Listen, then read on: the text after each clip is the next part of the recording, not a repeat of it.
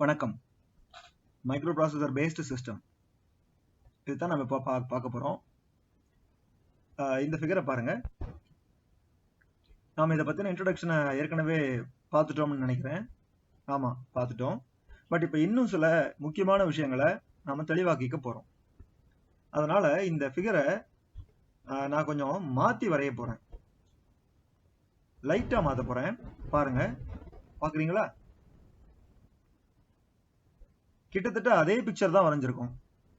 But சில விஷயங்கள் மாறி இருக்கு. ஆமால, ஃபைன். EEPROMனு போட்டிருக்கோம். அது erasable programmable ROM. nothing extra significant there because ROM நம்ம முன்னாடி பார்த்திருந்தோம், read only memory. அது இப்போ erasable programmable ROM அப்படின்னு மாத்திருக்கோம். அப்புறம் CPU இன்டர்ஃபேஸ் புதுசா இருக்கு. அந்த விஷயத்துக்கு கொஞ்ச நேரம் கழிச்சு வரலாம். வேற ஒண்ணுமே இதுல புதுசா இல்லை. ஸோ நம்ம அதே விஷயத்தை தான் கொஞ்சம் வேற ஆங்கிள் இருந்து பார்க்க போறோம். கவனிக்கலாமா? இதுக்கு முன்னாடி லெக்சர்ல நம்ம ஒரு விஷயத்த சொல்லியிருப்போம். அதாவது மைக்ரோ ப்ராசஸர் தன்னை சுத்தி இருக்கிற எல்லா டிவைஸையும் கண்ட்ரோல் பண்ணும். சுத்தி பல சப் மாடியூல்ஸ் இருந்து ஒரு சிஸ்டமை டிசைன் பண்ணும் அப்படி சொன்னோம். ஒரு சாம்ராஜ்யம் மாதிரி இருக்கும். இந்த வார்த்தையை நான் யூஸ் பண்ணியிருக்கேன் முன்னாடி. இதுதான் இந்த ஃபிகர்ல மாஸ்டர் அண்ட் ஸ்லேவ் அப்படின்னு சொல்லப்பட்டிருக்கு. எப்படி? மைக்ரோ ப்ராசஸர் வந்து மாஸ்டர் அண்ட் அதை சுத்தி இருக்கிற பெரிஃபரல்ஸ் வந்து ஸ்லேவ் அப்படின்னு சொல்லப்பட்டிருக்கு. இந்த மாஸ்டர் ஸ்லேவ்ங்கிற வார்த்தை டெக்னிக்கல் டேர்ம், அதனால அதை அவாய்ட் பண்ண என்னால் முடியல. இருந்தாலும் இதை நான் கொஞ்சம் டிஃபைன் பண்ணலான்னு நினைக்கிறேன். இப்போ பண்ணுறேன், கவனிங்க. இது உண்மையிலே ஒரு கிங்டம் மாதிரி தான்.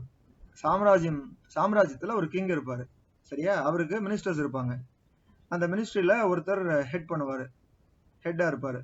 அவரை சீஃப் மினிஸ்டர்னு சொல்லலாம், இல்லை வேற ஏதாச்சும் பேர் வச்சும் சொல்லலாம். பட் நாம் அதுக்கு உள்ளெல்லாம் போக வேண்டாம். இப்போ கிங் சொல்ற விஷயங்களை கிங் சொல்றது படி செய்யறது தான் மினிஸ்டர்ஸோட வேலை. சரி, இப்போ யாரு கிங்கு? யார் அந்த மினிஸ்டரு? யார் அந்த ஹெட் ஆஃப் மினிஸ்டர்ஸ்? கிங் என்ன சொல்ல போறாரு? இப்படி பல கேள்விகள் வருதுல்ல. ஒன்னொன்னா டீல் பண்ணலாம். நீங்க தான் அந்த கிங். இப்போ கவனிச்சுட்டு இருக்க, நீங்க தான் அந்த கிங். உங்க கிளாஸ்ல இருக்கிற ஒவ்வொருத்தருமே கிங். நீங்க ஒரு ப்ராஜெக்ட் செய்ய முயற்சி செய்யறீங்க. ப்ராஜெக்ட்னா நம்ம என்ன ஃப்ளைஓவரா கட்ட போறோம், இல்ல வேற ஏதாவது பெரிய இன்ஃப்ராஸ்ட்ரக்சர் பண்ண போறோமா? அப்படிலாம் இல்லை. நாம செய்ய போறது சின்ன சின்ன ப்ராஜெக்ட். லெவல் மட்டும் தான் சின்னதே தவிர எல்லாருமே ப்ராஜெக்டை தான் செய்யறாங்க. ஓகே, ஆனா அதையே பெருசா கிங் செய்யறதா நினைச்சு செய்ய போறோம். அதுக்கு கிங் என்ற முறையில நீங்க தான் ப்ராஜெக்ட் ஹெட். வேற யார்கிட்டயாவது இந்த விஷயத்த சொல்லிட்டு அவங்கள ஃபுல்லா செய்ய விட்டுட்டு செஞ்சு முடிச்சதுக்கு அப்புறம் திறப்பு விழாக்கு மட்டும் போற சாதாரண கிங்கா இருக்கக்கூடாது. அந்த ப்ராஜெக்டோட முழு காரியகர்த்தாவே நீங்க தான். ஃபைன். அதோட ஃபுல் மெத்தடாலஜியை ஸ்டெப் வாரியா லிஸ்ட் பண்ணி இன்ஸ்ட்ரக்ஷன் கொடுக்குறீங்க. யார்கிட்ட? உங்க மினிஸ்டர் கிட்ட. அந்த மினிஸ்டர் தான் உங்க மைக்ரோ ப்ராசஸர். அந்த இன்ஸ்ட்ரக்ஷன்ஸை அவர் கையில வச்சுக்க நாம சொல்லியிருக்கோம். பட் பாதுகாப்பா இருக்கணுன்றதுனால அந்த இன்ஸ்ட்ரக்ஷனை அடங்கிய மேனுவலை கிங்கான நீங்களும் உங்க மினிஸ்டரான மைக்ரோ ப்ராசஸரும் பேசி முடிவு பண்ணி மெமரிங்கிற ஒரு பத்திரமான இடத்துல வைக்க போறீங்க. நீங்க தான் அந்த ப்ரோக்ராம் எழுதிருக்கீங்க, அதுதான் இன்ஸ்ட்ரக்ஷன் மேனுவல்னு சொல்றேன். அவர் என்ன வேலையை செய்யணும்னு நீங்க ஸ்டெப் பை ஸ்டெப் அவருக்கு இன்ஸ்ட்ரக்ஷன் கொடுத்துருக்கீங்க. அதை வாங்கி பத்திரமா இருக்கட்டும்னு சொல்லிட்டு மெமரியில வைக்கிறாரு.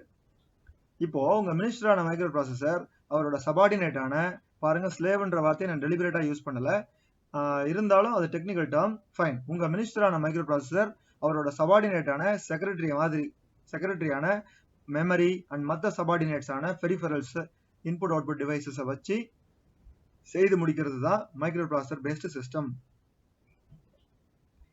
ஸ்டோரி நல்லா தான் இருக்குல்ல? ஃபைன். நீங்க வேற ஒரு ப்ராஜெக்ட் பண்ணணும்னா உங்களோட வேற ஒரு மினிஸ்டரை கூப்பிட்டு அவர்கிட்ட இருக்க சில சபார்டினேட்ஸை நியமிச்சு அந்த ப்ராஜெக்டை சூப்பர்வைஸ் பண்ண வைக்கணும். ஆனா அதுக்கும் நீங்க தான் ப்ளூ பிரிண்ட்ங்கிற ப்ரோக்ராமை கொடுக்கணும். அது அவரோட மெமரின்ற சபார்டினேட்ல வச்சுப்பாரு. இப்படி பல ப்ராஜெக்ட் செஞ்சீங்கன்னா பல மினிஸ்டர்ஸ் நீங்க யூஸ் பண்ண வேண்டியது இருக்கும். ஆனா நீங்க தான் அதுக்கு கிங். இப்போ இந்த மைக்ரோ ப்ராசஸரோட ஸ்பீடு கம்மியா இருக்கு, பெர்ஃபார்மன்ஸ் கம்மியா இருக்கு அப்படின்னு நீங்க நினைச்சீங்கன்னா வேற கிளாக் ஃப்ரீக்வன்சி அதிகமா இருக்கிற மைக்ரோ ப்ராசஸரை மினிஸ்டரை நீங்க மாத்திக்கலாம். அவரோட சபார்டினேட்ஸை வச்சு அவர் ஒர்க் பண்ணுவாரு. நீங்க தான் கிங் ஆச்சே, மாத்திக்கலாம். சரியா? இது கதை இல்லை. இதுதான் உண்மையிலேயே மைக்ரோ ப்ராசஸர் பேஸ்ட் சிஸ்டம்ல நடக்குது. எப்படின்னு பாருங்க. CPU தெரியுதா? அண்ட் CPU பஸ் இங்க இருக்கு. கொஞ்சம் இந்த பக்கம் வாங்க. சிஸ்டம் பஸ்ன்னு ஒன்று எழுதியிருக்கு. இதெல்லாம் என்ன பாருங்க. மைக்ரோ ப்ராசஸர் அதோட பெரிஃபெரல்ஸை விட ஃபாஸ்டா ஒர்க் பண்ணும். அதனால CPU இன்டர்ஃபேஸ்னு ஒன்று நடுவில் வச்சிருக்கோம். அது அந்த ஸ்பீட் மிஸ்மேட்சை சரி பண்ணும். அதுக்கு இந்த பக்கம் சிபியூவோட பஸ், அந்த பக்கம் சிஸ்டமோட பஸ். சிபியூன்னு சொல்றது என்ன? அவர் தான் உங்க மினிஸ்டர், நம்ம மைக்ரோ ப்ராசஸர். சரியா? CPU பஸ் அண்ட் சிஸ்டம் பஸ்க்கு வரலாம். என்ன சொன்னோம்? CPU is faster than the peripherals. So we have something called as CPU interface. Fine. And also look into that. CPU பஸ்ல address and data bus multiplex ஆயிருக்கு. அதாவது ஒரே லைன்ல ரெண்டையும் அனுப்ப போறோம். ஆனா இந்த பக்கம் பாருங்க, அட்ரஸ்க்கும் டேட்டாக்கும் தனித்தனி பஸ் இருக்கு. அதாவது சிஸ்டம் சைட் பாருங்க, அட்ரஸ்க்கும் டேட்டாக்கும் தனித்தனி பஸ் இருக்கு. எஸ், எப்பவுமே சிஸ்டம் பஸ் அப்படிதான் இருக்கும். இந்த மல்டிப்ளெக்ஸ் நம்ம 8085ல 8 பிட் லோவர் ஆர்டர் அட்ரஸையும் 8 பிட் டேட்டாவையும் ஒரே லைன்ல அனுப்ப யூஸ் ஆகுது. அதுக்கு we have something called as address latch enable, ALE சுருக்கமா சொல்லணும்னா. அது தெரிஞ்சுக்கலாமா? அது தெரிஞ்சுக்கணும்னா முதல்ல மல்டிப்ளெக்சிங்னா என்னன்னு தெரியணும். அதை நம்ம ஆல்ரெடி டிஸ்கஸ் பண்ணிட்டோம், இருந்தாலும் கவனிங்க. வேற வேற சிக்னல்ஸை ஒரே லைன்ல வேற வேற டைம்ல அனுப்புறதுக்கு பேர் தான் மல்டிப்ளெக்சிங். அது என்ன? Different signals are sent in same line at different well defined time intervals. இப்படிதான் டிஃபைன் பண்ணியிருப்பாங்க. திருப்பி சொல்றேன். Different signals are sent in same line at well defined different time intervals. அதுக்கு பேர் தான் மல்டிப்ளெக்சிங். ஒரே லைன்ல வேற வேற சிக்னலை வெவ்வேறு டைம்ல அனுப்புறது. But the time interval should be well defined. சொன்ன மாதிரி இதனால என்ன நடக்கும்னா ஹார்ட்வேர் தேவை கம்மியாகும். ஏன்னா ஒரே லைன்ல 2 சிக்னல் அனுப்பணும்னா 2 லைன் அங்கே தேவையில்லை. 8085 ப்ராசஸர்ல லோவர் ஆர்டர் 8 பிட் அட்ரஸும் டேட்டா லைன்ஸும் 8 மல்டிப்ளெக்ஸ் ஆயிருக்கு. அது இந்த அட்வான்டேஜ். ஆனா இந்த அட்வான்டேஜ் அவ்வளோ பெருசெல்லாம் கிடையாது. ஏன்னு சொல்றேன் கவனிங்க. மல்டிப்ளெக்ஸ் பண்ண சிக்னல்ஸை திரும்பவும் டிமல்டிப்ளெக்ஸ் பண்ணணும்ல, அதுக்கு எக்ஸ்ட்ரா டெடிகேட்டட் ஹார்ட்வேர் வேணும். என்ன extra dedicated hardware? Separate address, separate control and data bus, இதெல்லாம் தான் எக்ஸ்ட்ரா ஹார்ட்வேர். சிஸ்டமும் கொஞ்சம் ஸ்லோவாயிடும். ஸோ இப்போ பாருங்க, இந்த பிக்சர்ல ஒரு latch is used to latch the address bus when the ALE signal is enabled. இது எப்படி நடக்குது? லிசன். ஒரே லைன்ல டேட்டாவும் அட்ரஸும் வரப்போகுது. நம்ம ALE அந்த ரெண்டையும் பிரிச்சு விடணும். அதுக்கு ALE ஃபர்ஸ்ட் ஒரு கிளாக்குள்ள ஹை ஸ்டேட்டுக்கு போய் சட்டுன்னு லோ ஸ்டேட்டுக்கு வரும் ஒரு கிளாக் சைக்கிள்ல.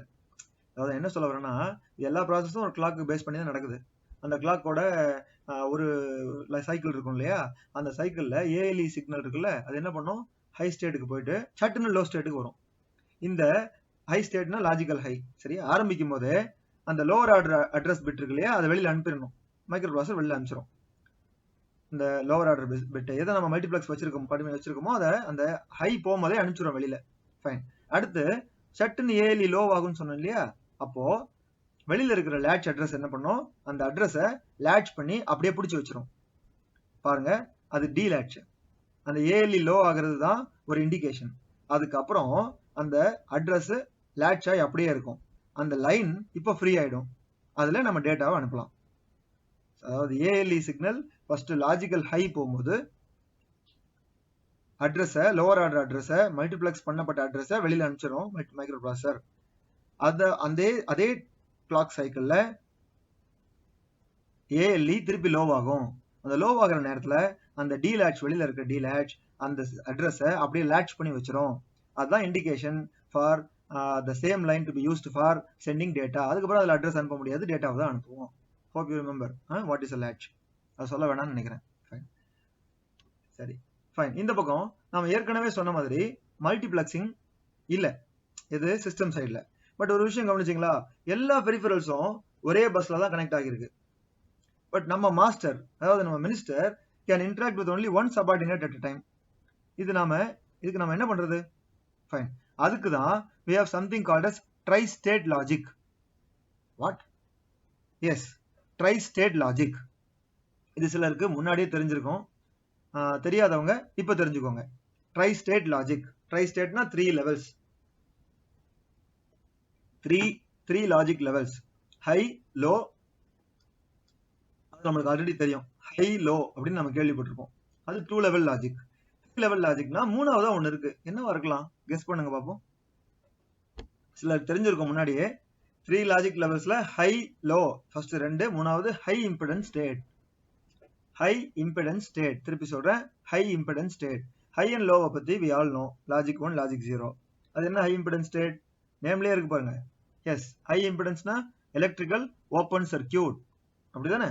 This is done to keep the device electrically isolated. அதாவது டிவைஸ் இருக்கும் அங்கதான், அந்த டிவைஸ் கனெக்டும் ஆகி இருக்கும், பட் எந்த சிக்னலையும் வாங்கவும் முடியாது, கொடுக்கவும் முடியாது. பொதுவா எல்லா டிவைஸுமே ஹை இம்பிடன்ஸ் ஸ்டேட்ல தான் எப்பவுமே இருக்கும். அந்த டிவைஸ்லாம் will be provided with chip enable signal or chip select pins. தேவைப்படும் போது அந்த டிவைஸை சர்க்கியூட் குள்ள கொண்டு வரதுக்கு இந்த ஹை இம்பிடன்ஸ் ஸ்டேட் தான் யூஸ் ஆகும். இன்ட்ரெஸ்டிங்கா இருக்குல்ல? Yes, I feel so. Fine. We have started to get to know one of the very important things in the microprocessor based system. இதே ஏரியால இருக்க போறவங்களுக்கு இந்த ஹை இம்பிடன்ஸ் ஸ்டேட் கூடவே வரும். ஃபைன். நம்ம மினிஸ்டர் தான் எந்த சபார்டினேட் அவரை கூட கம்யூனிகேட் பண்ணணும்னு முடிவு பண்ணுவார். மைக்ரோப்ராசர் தான் எந்த பெரிஃபரல் கம்யூனிகேட் பண்ணணும்னு முடிவு பண்ணும். By sending the address on the address bus. இவர் அட்ரஸ் அனுப்பிச்சாருன்னா அந்த டிவைஸ் கம்யூனிகேட் பண்ணும். ஃபைன். பட் ஒரு சபார்டினேட் கம்யூனிகேட் பண்ணிக்கிட்டு இருக்கும்போது சில நேரங்கள்ல வேற ஒருத்தர் டேட்டாவை சென்ட் பண்ண வேண்டி வரும்ல, வரலாம். சரி, வருதுன்னே வச்சுக்கோங்களேன். ஒரு இன்புட் சென்சார்ல டேட்டா கிடைச்சிருச்சு. அப்ப என்ன நடக்கும்? நாம சில புராண படங்கள்ல பார்த்திருப்போம். சோல்ஜர் யாராவது வந்து மினிஸ்டர் கிட்ட உங்களை மீட் பண்றதுக்கு ஒருத்தர் வந்திருக்காரு அப்படின்னு சொல்லி அப்பாயின்மெண்ட் வாங்குவார். அது மாதிரி the device will send an interrupt signal. திருப்பி சொல்றேன் பாருங்க, interrupt signal and initiate an operation. This is very important stuff in the microprocessor based system design. The interrupt signal, we'll be seeing it in the future lectures. Okay, interrupt அனுப்பிச்சு நான் communicate பண்ணலாமா அப்படின்னு கேட்கும் அந்த device. மைக்ரோப்ராசர் வந்து அந்த குறிப்பிட்ட டைமுக்கு அப்புறம் அதை அலோவ் பண்ணும். இதெல்லாம் உண்மையிலே நடக்கும் சிஸ்டம்ல, ப்ரோக்ராம் பண்ணும்போது தெரியும். So far so good. We have discussed what is address latch enable and seen how the demultiplexing is taking place, which is one of the very important thing in the system design using microprocessor. And we have learned something called as tri-state logic, and in connection with that we have seen what is an interrupt signal. So மூணு புதுசான விஷயங்களை நம்ம discuss பண்ணியிருக்கோம்னு நான் நம்புறேன். முன்னாடியே தெரிஞ்சிருந்தவங்களுக்கு ரொம்ப சந்தோஷம், தெரியாதவங்களுக்கு மூணு விஷயங்கள் நீங்க தெரிஞ்சுக்கிட்டீங்கன்னு நான் நினைக்கிறேன். 8085 facilitates நிறைய interrupt signals in this kit, in its kit. அதுக்குள்ள நிறைய interrupt signals இருக்கு. அதெல்லாம் நம்ம பின் கான்ஃபிகரேஷன் பார்க்கும்போது, ப்ரோக்ராம் பண்ணும்போது பார்க்கலாம். மை டியர் ஃப்ரெண்ட்ஸ், இது எல்லாம் வச்சுக்கிட்டு நம்ம மினிஸ்டர் என்ன செய்ய போறாருன்னு இப்ப பார்ப்போம். மினிஸ்டருக்கு என்ன வேலை? ஆக்சுவலா மினிஸ்டரோட வேலையை 3 லிஸ்ட் பண்ணலாம். 3 வேலை அவருக்கு இருக்கு. நம்ம மைக்ரோப்ராசருக்கு 3 வேலை இருக்கு. 1, work done internal to the processor. 2, work done external to the processor. 3, operations initiated by the slaves or peripherals. புரிஞ்சுதா? நீங்க இப்ப கேட்டது ரொம்ப இம்பார்ட்டன்டான விஷயங்கள்ல ஒண்ணு. என்ன திருப்பி நான் இம்பார்ட்டன்ட் சொல்லிட்டு இருக்கேன், சும்மா சொல்றதுதான், எல்லாமே இம்பார்ட்டன்ட் தானே. You have heard the 3 works done by the processor. Work done internal to the processor and work done external to the processor, the operations which are initiated by the peripherals or slaves. What is the work done inside the processor? யாராவது guess பண்ணீங்களா? ப்ராசஸருக்குள்ள என்ன இருக்கோ அதை வச்சு தானே அந்த வேலையை செய்ய முடியும். ஆமா, ப்ராசஸருக்குள்ள என்ன இருக்கு? போன செக்மெண்ட்ல பார்த்தோமே, 4 மாடியூல்ஸ் இருக்கு, ஞாபகம் இருக்குல்ல? ALU, arithmetic logic unit, registers, program counters, instruction decoder. So the work done inside the processor are arithmetic logic operation, அப்புறம் data transfer within the registers, இதுதான் நடக்கும். சரியா? program counter next இன்ஸ்ட்ரக்ஷனோட அட்ரஸ் வச்சிருக்கோம். இன்ஸ்ட்ரக்ஷன் டிகோடர் இன்ஸ்ட்ரக்ஷனை வாங்கி அதை பிரிச்சு பார்த்து micro ப்ராசஸருக்கு புரிய வைக்கும். இதுக்கு தான் உள்ள நடக்கிற operation. So work done inside the processor is based on the 4 modules which you already are familiar. திரும்ப ரிப்பீட் பண்றதுக்கு காரணம் உங்களுக்கு புரிய வைக்கிறோன்ற எய்ம்ல. hope you understand. Fine. What are all the work done external to the processor? 3 வேலை செய்யணும்னு சொன்னோம் இல்லையா? ஒன்னு உள்ள நடக்கிறது, இன்னொன்னு வெளியில நடக்கிறது. என்ன பண்ணணும்? Listen. Reading, writing, memory, micro processor read பண்ணணும், ரைட் பண்ணணும். எங்க? மெமரி அட்ரஸை. ஸோ மெமரியை ரீட் பண்ணணும், மெமரியில ரீட் பண்ணணும், மெமரியில ரைட் பண்ணணும். And reading, writing the input output devices. இதெல்லாம் work done external to the processor. So மெமரியில் இருக்கிறத ரீட் பண்ணணும், மெமரிக்கு ரைட் பண்ணணும், இன்புட் அவுட்புட் டிவைசஸ் இருக்கிற டேட்டாவை ரீட் பண்ணணும் அண்ட் ரைட் பண்ணணும், பெரிஃபரல்ஸையும் இன்வால்வ் பண்ணணும். இதுதான் work done external to the processor.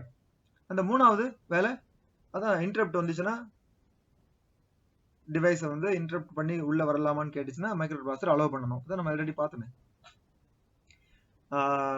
அதாவது work done works initiated by the peripherals. அதான் மூணாவது work. So processor will have 2 works, 3 work done, 3 work to be executed.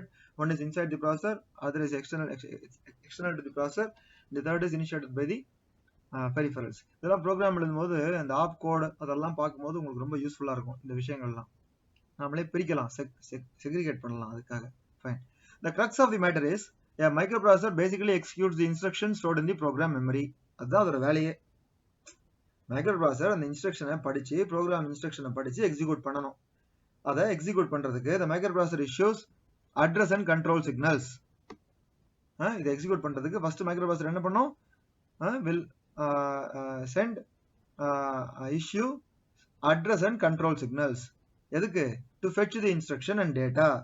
முதல்ல இன்ஸ்ட்ரக்ஷன் அண்ட் டேட்டாவை ஒன்னொன்னா மெமரியில இருந்து ஃபெட்ச் பண்ணணும்.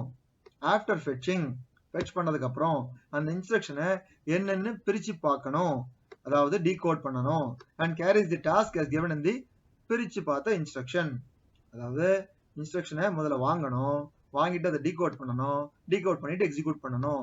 இதைத்தான் நம்ம போன லெக்சர்ல நாம சொன்னோம். Fetch and execute are the primary task of the மைக்ரோ ப்ராசஸர்னு. ப்ரோக்ராம் எழுதும் போது, மெஷின் சைக்கிள் படிக்கும் போது இந்த ஐடியா உங்களுக்கு ரொம்ப யூஸ்ஃபுல்லா இருக்கும். Fetch and execute. Micro processor செய்யற வேலை என்ன? fetch and execute. Fine. To be more precise now, the microprocessor has to do sequence of operations. ஒரு இன்ஸ்ட்ரக்ஷனை மைக்ரோ ப்ராசஸர் எக்ஸிக்யூட் பண்ணும்போது அடுத்து பண்ணிக்கிட்டே இருக்கும்போது மைக்ரோ ப்ராசஸர் செய்யற வேலையை இன்ஸ்ட்ரக்ஷன் சைக்கிள்னு சொல்லுவாங்க. அதாவது மைக்ரோ ப்ராசஸர் செய்யற சீக்வன்ஸ் ஆஃப் ஆபரேஷன்ஸ், அடுத்து மைக்ரோ ப்ராசஸர் செய்யற சீக்வன்ஸ் ஆஃப் ஆபரேஷன்ஸை இன்ஸ்ட்ரக்ஷன் சைக்கிள்னு சொல்லுவாங்க. Instruction cycle. ஒவ்வொரு இன்ஸ்ட்ரக்ஷன் சைக்கிள்குள்ளேயும் நிறைய மெஷின் சைக்கிள்ஸ் இருக்கும். பாருங்க, நிறைய டைம் உள்ள வருது. இப்போ நல்லா கவனிங்க. மைக்ரோ ப்ராசஸர் செய்யற வேலை fetch and execute. Micro processor செய்யற வேலை fetch and execute. அத சீக்வன்ஸ் ஆஃப் ஆபரேஷன்ஸ் மூலமா செய்யும். அதை we call it as instruction cycle. அந்த இன்ஸ்ட்ரக்ஷன் சைக்கிள்குள்ள பல மெஷின் சைக்கிள்ஸ் இருக்கும். மெஷின் சைக்கிளுக்கு இன்னொரு பேர் இருக்கு. அதுக்கு பேர் ப்ராசஸர் சைக்கிள். ஸோ மைக்ரோ ப்ராசஸரோட சீக்வன்ஸ் ஆஃப் ஆபரேஷன்ஸ் நம்ம இன்ஸ்ட்ரக்ஷன் சைக்கிள்னு சொல்றோம். அதுக்குள்ள பல மெஷின் சைக்கிள் இருக்கும்.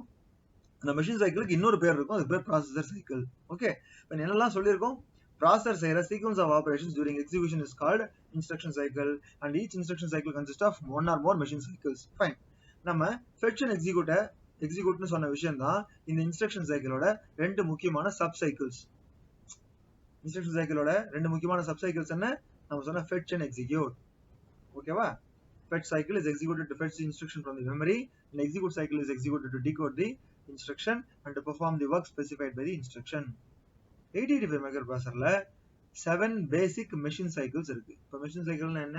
எல்லாரும் கவனிச்சிங்களா? சொல்லுங்க பாப்போம். மெஷின் சைக்கிள்னா என்ன?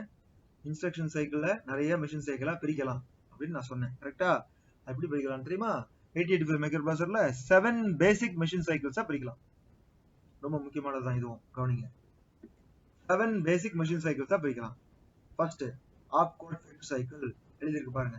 Memory read cycle, memory write cycle, input output read cycle, input output write cycle, interrupt acknowledge cycle and bus idle cycle. பேர்லயே எல்லாமே இருக்கு.